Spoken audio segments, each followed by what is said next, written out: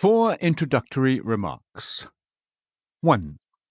To attain simplicity in preaching is of the utmost importance to every minister who wishes to be useful to souls. Unless you are simple in your sermons, you will never be understood, and unless you are understood, you cannot do good to those who hear you. It was a true saying of Quintilian that, if you do not wish to be understood, you deserve to be neglected. Of course, the first objective of a minister should be to preach the truth, the whole truth, and nothing but the truth, as it is in Jesus. But the next thing he ought to aim at is for his sermon to be understood, and it will not be understood by most of his congregation if it is not simple. 2. To attain simplicity in preaching is by no means an easy matter. No greater mistake can be made than to suppose this. To make hard things seem hard, according to Archbishop Usher, is within the reach of all. But to make hard things seem easy and intelligible is a height attained by very few speakers. One of the wisest and best of the Puritans said 200 years ago that the greater portion of preachers shoot over the heads of the people. This is also true in 1837. Editor's note: this is also true in the 21st century. I fear a vast proportion of what we preach is not understood by our listeners any more than if it were Greek. When people hear a simple sermon or read a simple tract, they are apt to say, "How true! How plain! How easy to understand!" and might assume that anyone can write in that style. Allow me to tell my readers and listeners that it is an extremely difficult thing to write simple, clear, straightforward, and forceful English. Look at the sermons of Charles Bradley of Clapham. A sermon of his reads most beautifully. It is so simple and natural that anyone feels at once that the meaning is as clear as the sun at noonday.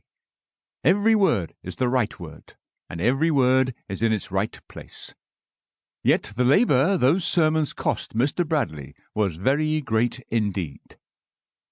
Those who have read Goldsmith's Vicar of Wakefield attentively can hardly fail to have noticed the exquisite naturalness, ease, and simplicity of its language.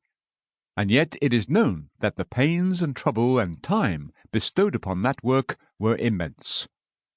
Let the Vicar of Wakefield be compared with Johnson's Rasselas, which was written in a few days and supposedly under higher pressure. The difference is at once apparent. In fact, to use long words to appear learned and make people go away after a sermon saying, "How fine, how clever, how grand," is very easy work. But to write what will strike and stick, to speak or write that which at once pleases, is understood, and is assimilated with the listener's mind, and a thing never forgotten, is a very difficult thing, and a very rare accomplishment. 3. Simplicity in preaching is not childish preaching. If we suppose that the people like that sort of sermon, we are greatly mistaken. If our listeners get the impression that we consider them a parcel of ignorant folks for whom any kind of infant's food is good enough, our chance of doing good is lost altogether. People don't like even the appearance of condescending preaching. They feel we are not treating them as equals, but as inferiors. Human nature always dislikes that.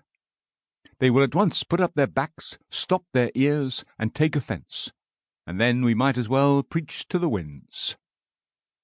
And 4.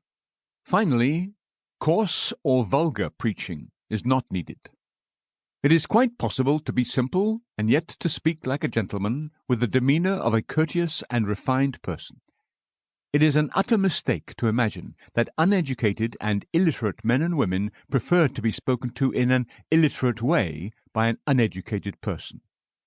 To suppose that a lay evangelist or scripture reader who knows nothing of Latin or Greek and is only familiar with his Bible is more acceptable than an Oxford first-class man or a Cambridge wrangler, if that first-class man knows how to preach, is a complete error.